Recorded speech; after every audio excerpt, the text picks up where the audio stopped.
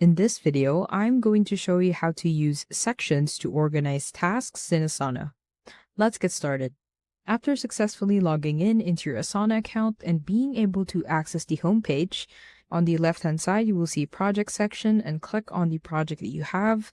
You could also do that on the widget here. Just select the project. Now, I want to show you a few things. If you see that on my list, I actually have a to-do, or I assigned a few tasks. Now, if we look at this and if we click on done, it's just going to stay there or it's going to be gone.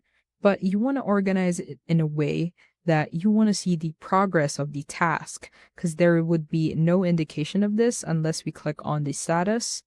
Now, to actually be organized, if we go to our board, you will see that there will be sections in here, which you could also see on the list. Now, on this board in here, I actually want to add a progress. Let's say that on this section in here, it is to do.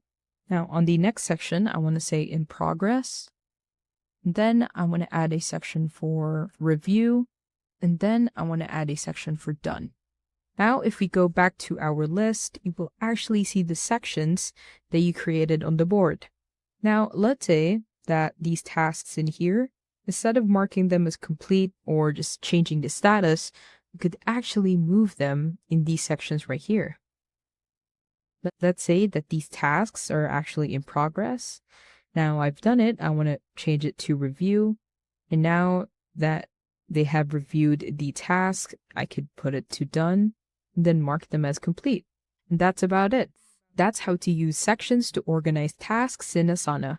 If you have any questions, please let me know down in the comments below, and I'll do my best to help you out.